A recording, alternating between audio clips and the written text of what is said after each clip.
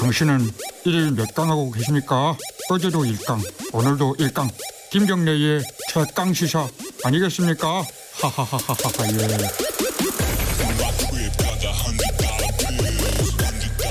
예. 네, 김경래의 최강 시사 듣고 계십니다. 아까 뉴스 브리핑, 뉴스 언박싱에서 간단하게 얘기를 했는데 김종인 비대위원장이 기본소득에 대한 논의를 꺼냈습니다. 정치권에서. 꺼내고 나서 이재명 지사, 박원순 시장, 김부겸 의원 등등등 유력한 정치인들이 이 기본소득에 대한 자신의 견해들을 밝히고 있습니다. 이게 뭐 시행이 될지 안 될지는 모르겠지만은 일단 이 이슈가 정계에 떠오른 건 사실인 것 같습니다. 이 얘기를 기본소득에 대한 얘기를 굉장히 오래전부터 얘기해 오셨던 분입니다. 연구해 오셨던 분입니다. 이원재 랩 2050 대표님 모시고 기본소득 얘기를 저희들도 본격적으로 한번 시작해 보겠습니다. 대표님 안녕하세요. 네, 안녕하세요. 네, 랩 2050은 어떤 뜻이에요, 이게? 네, 저희 민간연구소인데요. 예. 2050년을 바라보면서 2050년에 사는 사람들이 잘 살 수 있는 정책을 지금 연구해서 빨리 퍼뜨리자. 이런 취지로 지금 비영리 민간법인으로 활동하고 있습니다. 예전에는 진짜 2000, 뭐 21세기만 해도 먼 미래였는데 이제 2050년을 바라보고 정책을 준비하고 계시군요. 네. 기본소득을 우리나라에서 가장 먼저 이렇게 적극적으로 얘기를 하셨던 분이라고 얘기해도 되나요? 이현재 대표님은? 훨씬 더 앞서 얘기하신 분들이 계세요. 예. 기본소득 한국 네트워크라고 네. 거기서 한 10년 전부터 얘기를 많이 했었고요. 제가 최근에 많이 이야기를 했던 거는 사실은 재정 모델을 좀 상세하게 만들어서 그게 굉장히 많이 이제 회자가 되고 그러면서 좀 많이 얘기를 하게 됐습니다. 재정 모델이라면 쉽게 말하면 재원을 어디서 구할 거냐. 맞습니다. 누구한테 얼마나 줄 거냐 뭐 그렇죠. 이런 거죠. 현실적인 정책으로서 어떻게 시행할 것인가. 그 문제는 이제 좀 먼저 했다고 할 수도 있습니다. 그 기본소득이라는 게 사실은 이제 약간 주류 아젠다는 아니었어요. 우리나라에서는요. 그렇죠. 지금까지. 네네. 근데 이제 총선 지나고 이번에 이제 김종인 위원장이 꺼내고 이러면서 그리고 또 코로나. 그렇죠. 코로나19가 네. 있으면서 이제 그 재난 수당 같은 것들이 지급이 되면서 기본소득 이게 뭐냐 도대체 막 이런 논의들이 본격적으로 나오잖아요. 그렇죠. 이걸 계속 연구해 오셨던 분 입장에서는 반가운 측면이 분명히 있을 것 같기도 하고요. 어떻습니까? 지금 상황을 보시는 입장은?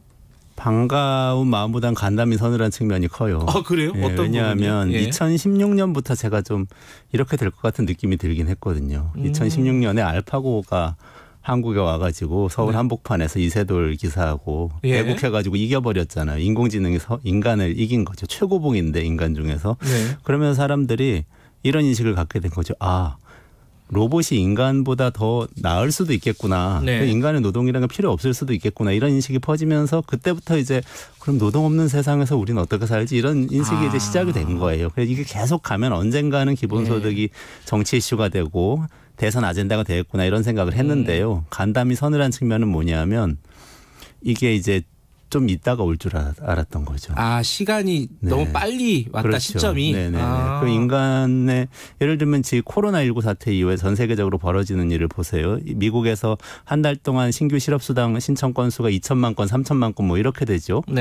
이 상황이 인공지능이 본격화되는 10년, 20년 뒤에 올 거라고 학자들이 다 예측을 했었거든요. 그런데 예측하지 못했더니 바이러스 때문에 그 일이 먼저 와버렸고 지금 마트 같은 데 가보시면은 오프라인 마트 하나둘씩 없어지고 있고 있더라도 그 계산하는 계산대에 계산원이 점점 없어지죠. 다 자동한 무인 계산대로 바뀌고 있죠. 편의점도 사람이 없어지고 있죠. 이것도 한참 있다 올 줄 알았는데 비대면, 비접촉 이 한 키워드로 확 온 거예요. 일자리가 이렇게 빨리 불안정해질 수 있구나. 게다가 이제 사람들이 다 온라인 쇼핑몰에서 물건을 사니까 다 플랫폼에서 사게 되고 그럼 플랫폼 노동, 플랫폼 경제가 또 급격하게 확산되면서 구글, 아마존, 뭐 한국에서는 쿠팡 뭐 이런 곳들이 아주 배달의 민족 이런 것들이 아주 빠르게 확장되게 되고 이런 일이 너무 빨리 온 거죠.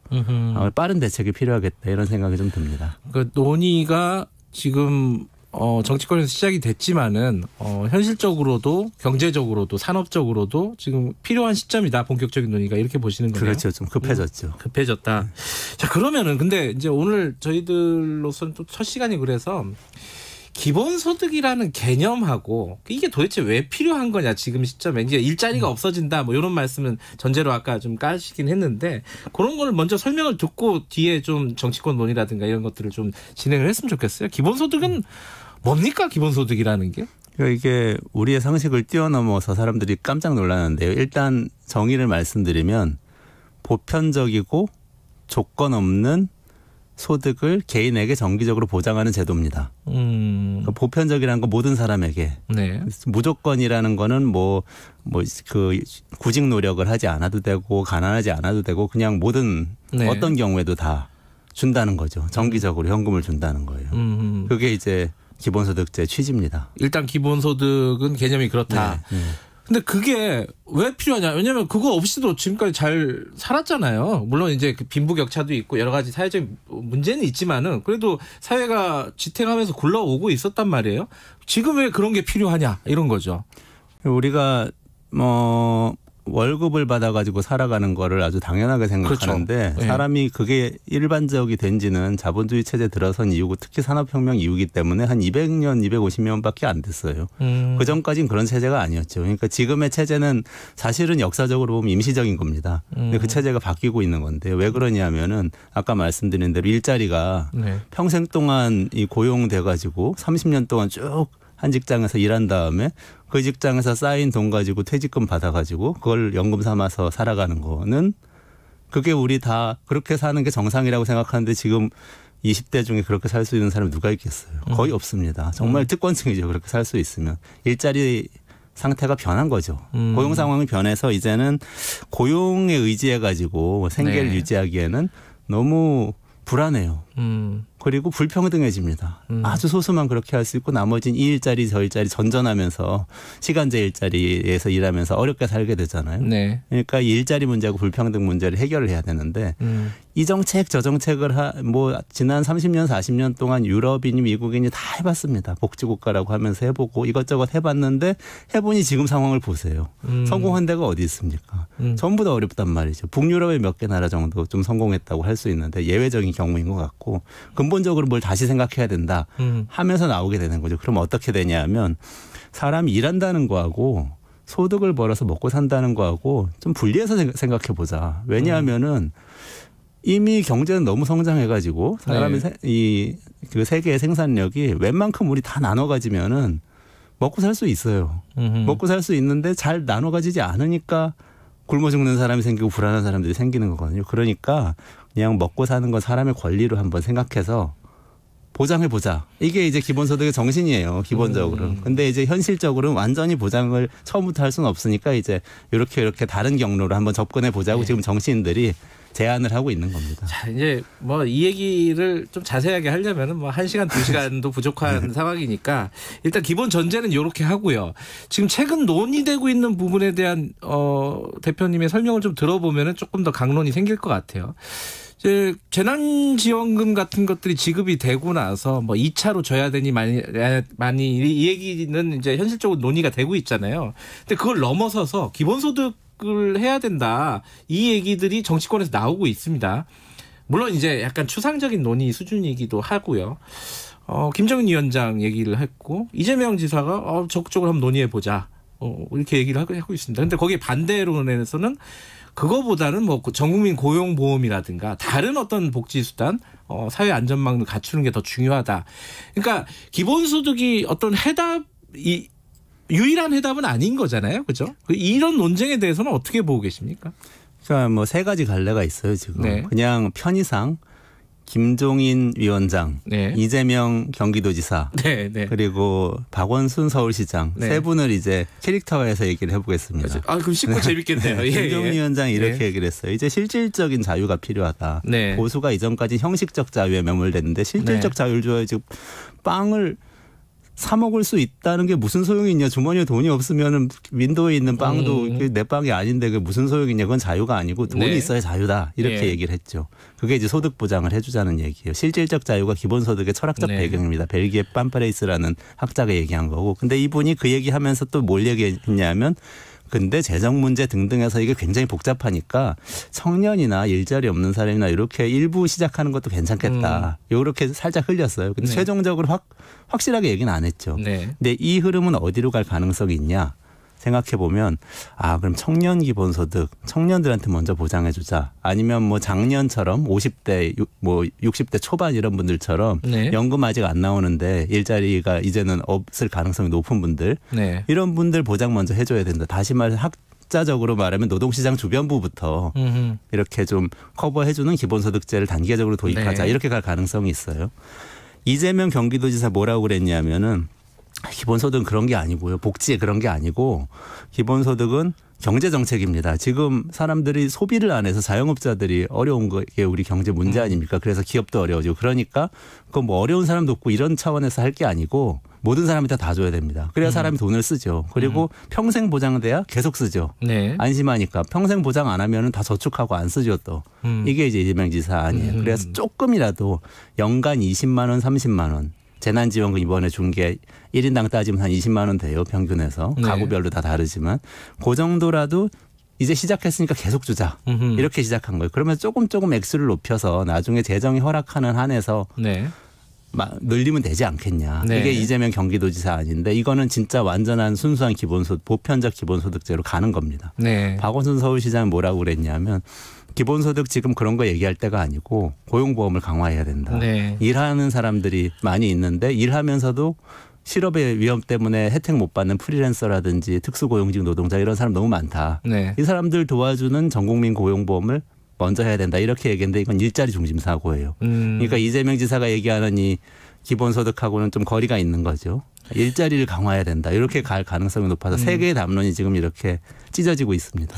지금 그러면 굳이 분류하자면은 이원재 대표께서는 이재명 지사 쪽 얘기, 그러니까 좀 약간 본질적인 어떤 기본소득 그 부분으로 가야 된다. 방향은 그렇게 보시는 건가요? 그렇죠. 근데 이제 경로는 두 가지가 있습니다. 김종인 이 위원장이 얘기하는 것처럼 청년부터 하고 그다음에 장년하고 나중에 허락하면은 여건이 되면은 이제 30대 40대다고 이렇게 가는 방법도 있고 이재명 지사처럼 얇게 아주 작은 그러니까 김종인 위원장처럼 처음에 좀 높은 액수를 줄 수 있어요. 소수한테 주기 때문에. 근데 이재명 지사는 많은 사람한테 얇게 줘서 그걸 차차 올리자는 두 가지 경로인데 나중에 만나는 지점은 똑같을 겁니다.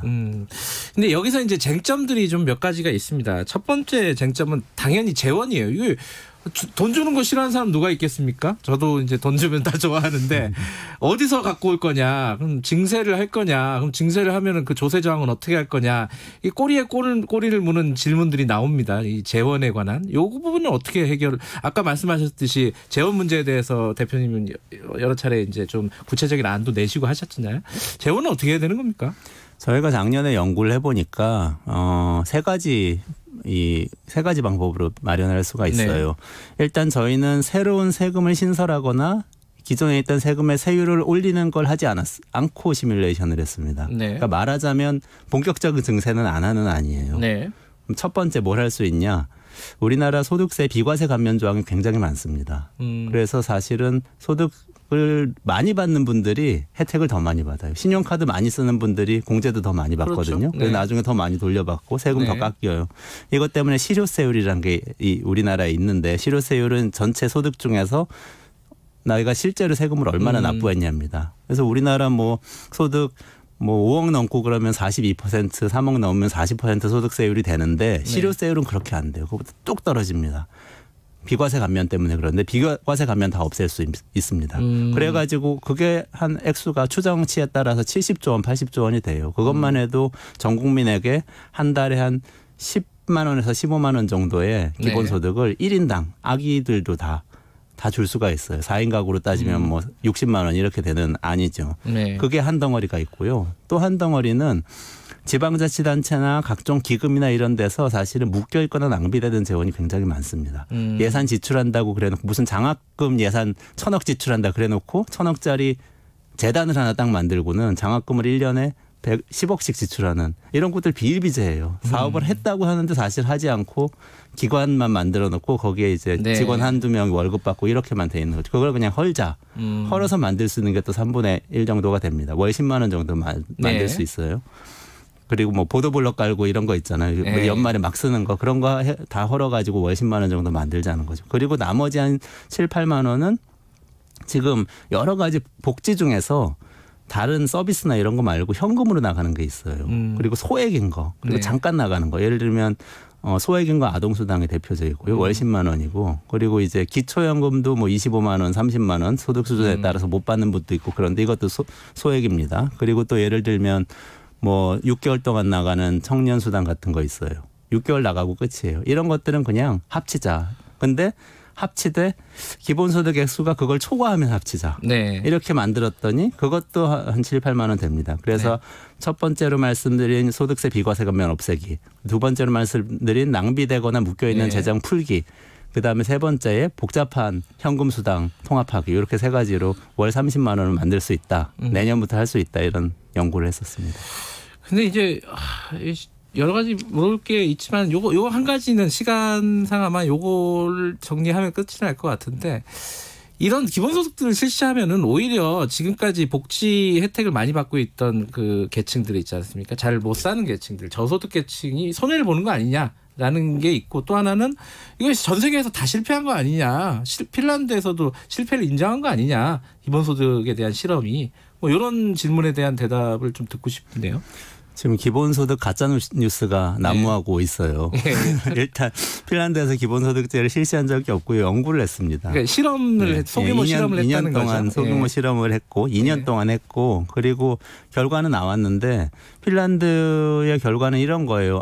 사람들 만족도는 굉장히 높아졌고, 그러니까 대상자가 장기 실업자입니다. 네. 취업하지 못해서 절망하고 있는 그런 분들, 어려운 분들이에요. 근데 지급했더니 기본소득 그룹은 되게 만족도 높아졌고 자신감 커졌는데 취업을 아주 많이 하진 않았다. 한 6일 정도 많이 했어요. 근데 이제 원래 실업 대표님, 여기까지밖에 못 듣겠네요. 이게 다음에 다시 한번 모셔야겠어요. 네, 고맙습니다. 네. 여기까지만 드릴게요. 죄송합니다. 자, 이현재 대표였습니다. 랩 2050 김경래 최강시사 1분 여기까지고요. 잠시 후 2부에서 뵙겠습니다.